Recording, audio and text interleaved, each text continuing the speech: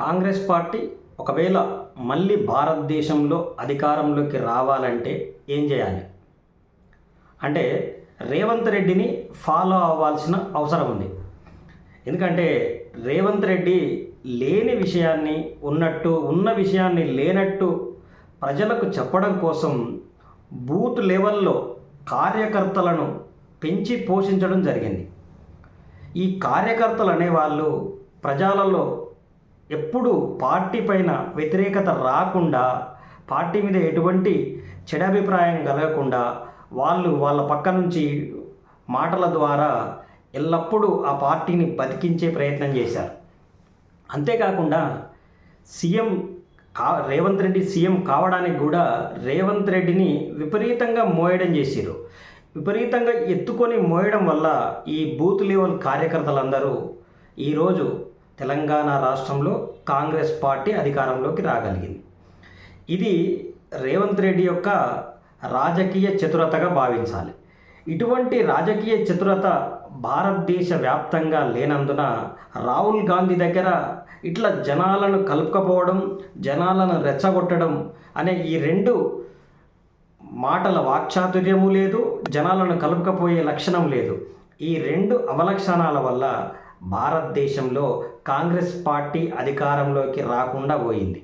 అంతే కదా కాకుండా నా పర్సనల్గా కూడా నేను కాంగ్రెస్ పార్టీని నిత్యం వ్యతిరేకిస్తుంటా.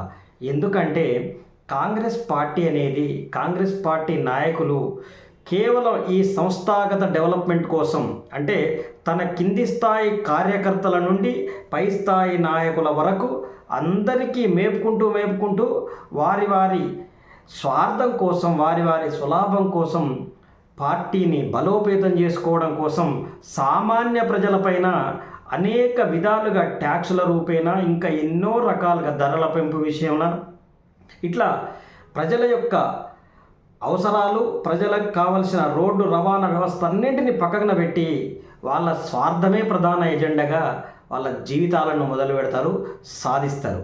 ఇప్పుడు తెలంగాణనే ప్రత్యక్ష నిదర్శనం. తెలంగాణ రాష్ట్రంలో కాంగ్రెస్ ప్రభుత్వం ఏర్పడ్డ తర్వాత ఒక్కటంటే ఒక్కటి కొత్త అనౌన్స్మెంట్ రానియరు. ఎందుకంటే కొత్త అనౌన్స్మెంట్ వచ్చిందంటే దానికి డెవలప్మెంట్ అవసరము, ఆ అభివృద్ధికి కావాల్సిన నిర్ణయాలు తీసుకోవాల్సిన అవసరం కూడా ఇప్పుడున్న ప్రభుత్వానికి ఉంటుంది. కానీ అటువంటి నిర్ణయాలు తీసుకోరు. హాస్యాస్పదమైన నిర్ణయాలు, హాస్యాస్పదమైన పథకాలను ఆటోమేటిక్గా కాంగ్రెస్ ప్రభుత్వం ప్రజలకు తెస్తుంది. అంటే హాస్యాస్పదమైన పథకం ఏంటంటే ఫ్రీ బస్. ఆడవాళ్లకు ఫ్రీ బస్ అనే పథకం అనేది భారతదేశ వ్యాప్తంగా కూడా ఒక చెత్త పథకం. దానివల్ల ఎటువంటి ఉపయోగం ఉండదు. స్త్రీలు గుళ్ళు గోపురాలకు తిరగడానికి మాత్రమే యూజ్ అవుతుంది తప్ప ఇంకా దేనికి యూజ్ కాదు. అయితే ఒక సందర్భంలో రేవంత్ రెడ్డి మాట్లాడుతూ మిమ్మల్ని మీ భర్త కొడితే అలిగి అత్తగారింటి నుంచి పుట్టింటికి వెళ్ళిపోవడానికి ఫ్రీ బస్సు అని చెప్పిండు. దానికే ఉపయోగపడుతుంది. అంటే ఇక్కడ క్లియర్గా రేవంత్ రెడ్డి ఆలోచన విధానాన్ని మనం పసిగట్టవచ్చు. అదే తల్లి కొడితే ఇంటికి పోవడం కాదు, అక్కడనే స్థిరపడి మంచిగా జాబ్ చేసుకొని తనకు ఒక ప్లాట్ఫామ్ సెట్ చేసుకోగలేటట్టు ప్రభుత్వాలు ఎప్పుడైతే ఆలోచన విధానాన్ని పెంపొందిస్తాయో అప్పుడు రాష్ట్ర భవిష్యత్ బాగుంటుంది.